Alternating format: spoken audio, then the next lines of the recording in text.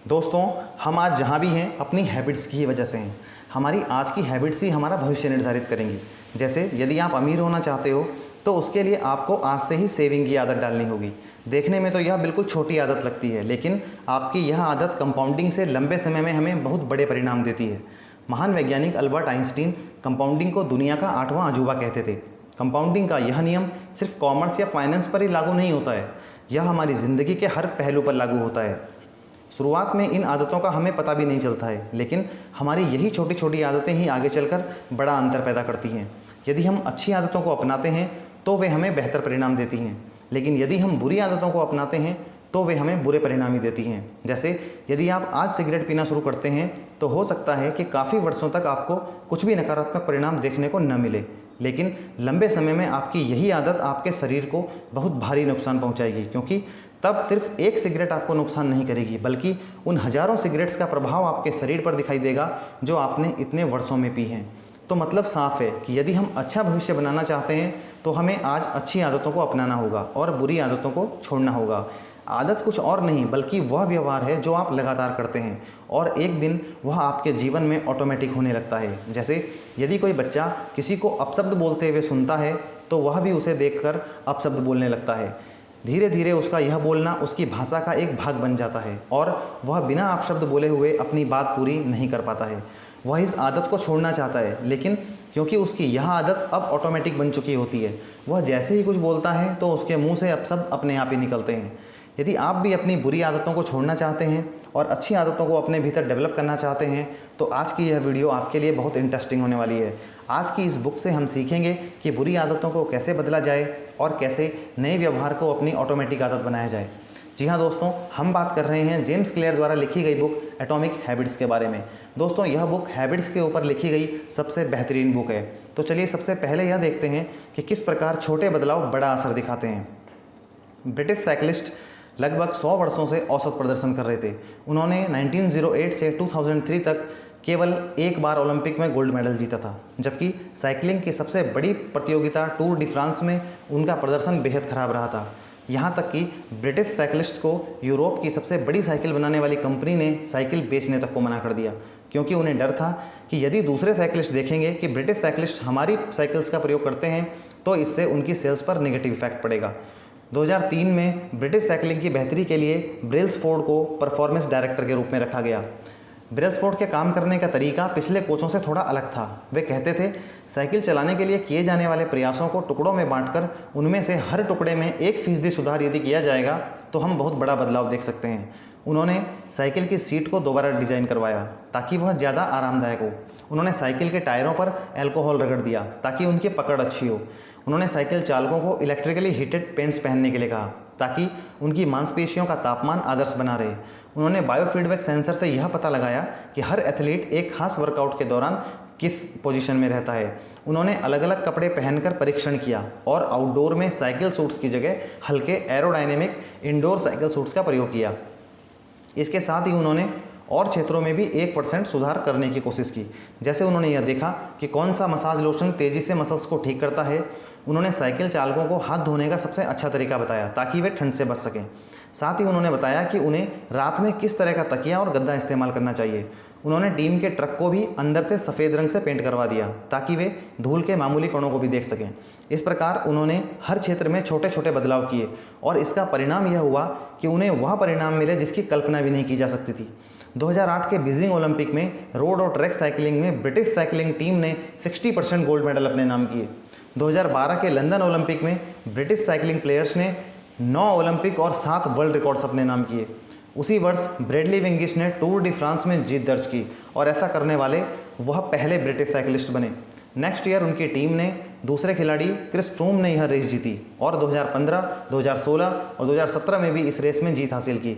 British cyclist ने 6 वर्षों में 5 बार टूर डी फ्रांस प्रतियोगिता में जीत हासिल की। ब्रिटिश साइकिलिस्ट 10 सालों में 2007 से 2017 तक 178 वर्ल्ड चैंपियनशिप और 66 ओलंपिक या पैरालंपिक गोल्ड मेडल जीत चुके थे और 5 बार टूर डी फ्रांस के विजेता रहे थे, जो साइकिलिंग के इतिहास का सबसे सफल दौर माना जाता है। इस प्रकार आप देख सकते हैं कि किस प्रकार छोटे छोटे बदलाव आगे चलकर बड़ा अंतर पैदा करते हैं। यही नज़रिया जीवन के हर क्षेत्र में लागू होता है। हैबिट्स सेल्फ इंप्रूवमेंट का चक्रवृद्धि ब्याज है। जिस प्रकार पैसा चक्रवृद्धि ब्याज से कई गुना बढ़ जाता है, उसी प्रकार हैबिट्स का प्रभाव बार बार करने पर बढ़ जाता है। हैबिट्स भले ही अभी मामूली बदलाव के रूप में दिखाई देती हों, लेकिन कई महीनों और वर्षों में इनका असर बहुत अधिक होता है। यह अच्छी हैबिट्स और बुरी हैबिट्स दोनों पर लागू होता है। 1% बेटर एवरी डे। यदि आप हर दिन 1% बेहतर होते हैं तो 1 साल बाद आप 37 गुना बेहतर हो सकते हैं। लेकिन इसके विपरीत, यदि आप हर दिन 1% भी खराब होते हैं तो 1 साल बाद आप लगभग 0 ही रह जाएंगे। आदतें दोधारी तलवार की तरह होती हैं। जिस प्रकार अच्छी आदतें आपके जीवन को बेहतर बना सकती हैं, उसी प्रकार बुरी आदतें आपको नष्ट कर सकती हैं। How your habits shape your identity. अक्सर देखा जाता है कि बुरी आदतों को दोहराना आसान होता है और अच्छी आदतों को डेवलप करना कठिन होता है। जब एक बार कोई आदत बन जाती है तो चाहे वह अच्छी हो या बुरी, वह हमेशा के लिए आपसे जुड़ जाती है। जैसे जंक फूड छोड़ना, शराब छोड़ना, धूम्रपान छोड़ना आदि। ऐसी कितनी ही आदतें होती हैं जिन्हें हम छोड़ना चाहते हैं लेकिन नहीं छोड़ पाते हैं। आदतों को चेंज करना मुश्किल क्यों होता है? इसे समझने के लिए हमें आदतों के 3 स्तरों को समझना होगा। इसे प्याज की 3 परतों के रूप में समझिए। फर्स्ट लेयर आउटकम्स में बदलाव से संबंधित है, जैसे वजन कम करना, बुक पब्लिश करना, कंपटीशन जीतना आदि। सेकंड लेयर प्रोसेस में बदलाव से संबंधित है, जैसे नया रूटीन बनाना, अपनी डेस्क को साफ करना जिससे बेहतर काम हो सके, ध्यान की प्रक्रिया को विकसित करना आदि।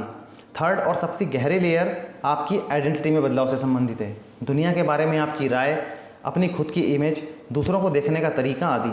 लोग अपनी आदतों को बदलने के लिए आउटकम्स की तरफ से फोकस करते हैं, जैसे पहले आउटकम्स में बदलाव, फिर प्रोसेस में बदलाव और आखिर में आइडेंटिटी में बदलाव। जबकि आदत बदलने के लिए हमें इसका उल्टा करने की ज़रूरत है।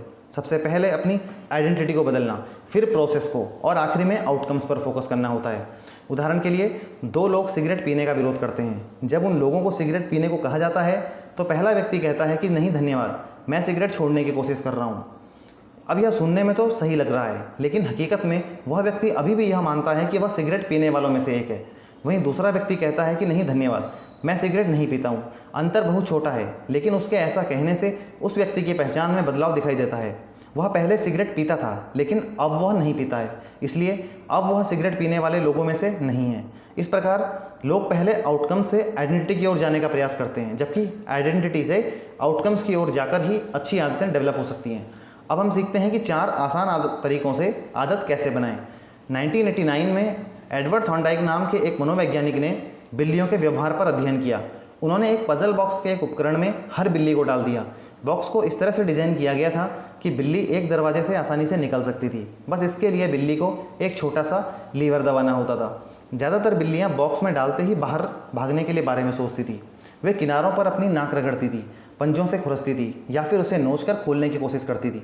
थोड़ी देर बाद सारी बिल्लियाँ उस लीवर को दबाने में कामयाब हो जाती थी और बाहर निकल जाती थी। एडवर्ड ने कई प्रयोगों में बिल्ली के व्यवहार को जांचा। पहले तो सभी बिल्लियां इधर उधर ऐसे ही चक्कर काट रही थी, लेकिन जैसे ही लीवर दबा और दरवाज़ा खुला, वैसे ही बिल्लियों के सीखने की प्रोसेस स्टार्ट हो गई। धीरे धीरे बिल्ली लीवर दबाने के एक्शन से जुड़ गई और यह उसकी आदत बन गई। जैसे ही उन्हें बॉक्स में डाला जाता, वैसे ही वे लीवर दबाकर सेकंड में बाहर भाग निकलती थी।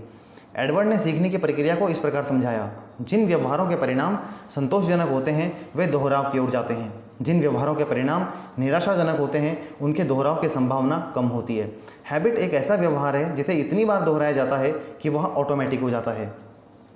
The science of how habits works. कोई भी व्यवहार 4 चरणों से होकर गुजरता है, क्यू, क्रेविंग, रिस्पॉन्स, रिवार्ड। इनमें से पहले 2 चरण प्रॉब्लम से रिलेटेड हैं और बाद के 2 चरण सॉल्यूशन से रिलेटेड हैं। क्यू, आपके फ़ोन पर मैसेज का आना। क्रेविंग, आपकी उस मैसेज को पढ़ने की इच्छा होती है। रिस्पॉन्स, आप फ़ोन उठाते हैं और मैसेज को पढ़ते हैं। रिवार्ड, मैसेज पढ़ने की आपकी इच्छा पूरी हो जाती है जो फ़ोन के बजने के साथ शुरू हुई थी। अब जानते हैं व्यवहार बदलने के 4 नियम। एक अच्छी आदत बनाने के लिए इन 4 नियमों का पालन आवश्यक है। पहला नियम क्यू, इसको स्पष्ट बनाएं। दूसरा नियम क्रेविंग, इसे आकर्षक बनाएं। तीसरा नियम रिस्पॉन्स, इसे आसान बनाएं। चौथा नियम रिवार्ड, इसे संतोषजनक बनाएं। इसी प्रकार एक बुरी आदत को खत्म करने के लिए इन 4 नियमों का पालन करें। पहला नियम क्यू, इसको अस्पष्ट बनाएं। दूसरा नियम क्रेविंग, इसे अनाकर्षक बनाएं। तीसरा नियम रिस्पॉन्स, इसे कठिन बनाएं। और चौथा नियम रिवार्ड, इसे असंतोषजनक बनाएं।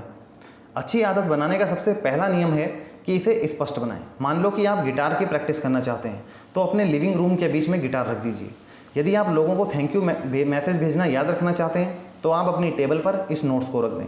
यदि आप ज़्यादा पानी पीना चाहते हैं तो पानी की बोतल को ऐसी जगहों पर रख दीजिए जहां आप सबसे अधिक जाते हों।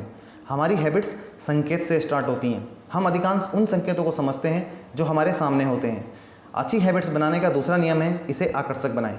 1940 में डच साइंटिस्ट निको टिनबर्गन ने उत्तरी अमेरिका में एक पक्षी पर रिसर्च की, जिसके लिए उन्हें नोबेल पुरस्कार भी दिया गया।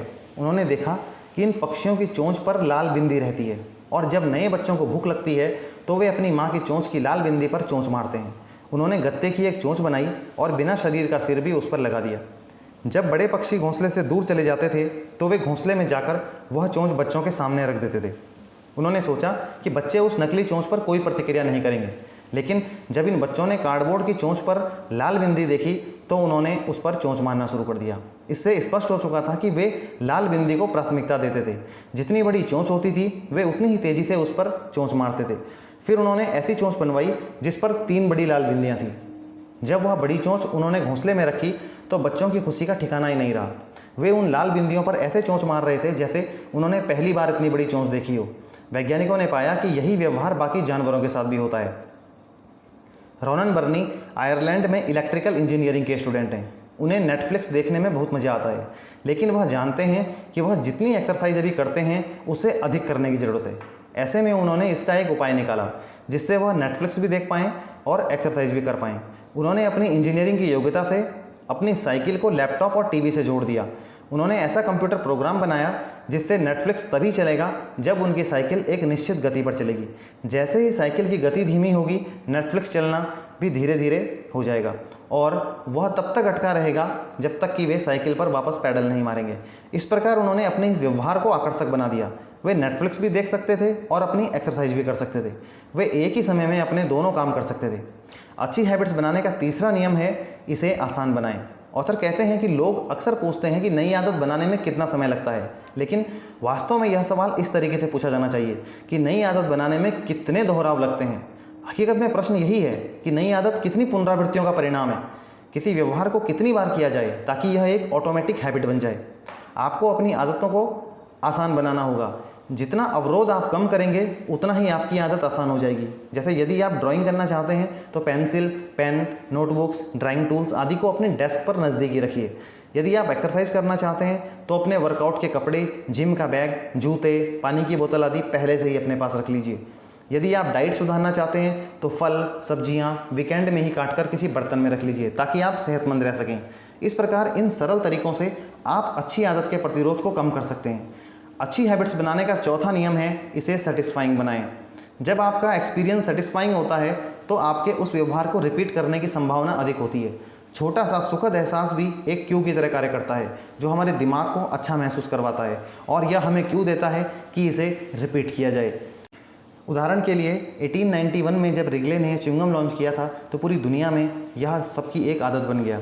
पुराना च्युइंगम बेस्वाद होता था, लेकिन रिगले च्युइंगम इंडस्ट्री में एक क्रांतिकारी बदलाव लेकर आए। उन्होंने इसमें स्पीयरमिंट और जूसी फ्रूट के फ्लेवर मिला दिए जिससे अब च्युइंगम स्वादिष्ट हो गया। अब इसे प्रयोग करने में लोगों को आनंद आने लगा। इसके बाद उन्होंने इसे माउथ फ्रेशनर के रूप में लोगों के सामने रखा। इससे च्युइंगम की खपत बहुत ज़्यादा बढ़ गई और रिगले च्युइंगम की दुनिया की सबसे बड़ी कंपनी बन गई। दोस्तों, यह सारी बातें हमने सीखी हैं जेम्स क्लियर द्वारा लिखी गई बुक एटॉमिक हैबिट्स से। मैं आपसे भी रिक्वेस्ट करूंगा कि आप भी इस बुक को अवश्य पढ़ें ताकि आप भी अपनी आदतों में बदलाव लाकर सफलता तक पहुंच सकें। दोस्तों, यदि वीडियो अच्छी लगी हो तो इसे लाइक करें, शेयर करें और यदि आपने अभी तक हमारे चैनल को सब्सक्राइब नहीं किया है तो सब्सक्राइब करें और साथ में बेल आइकन अवश्य दबाएं ताकि आप कोई भी ज्ञानवर्धक वीडियो मिस न कर पाएँ। धन्यवाद दोस्तों।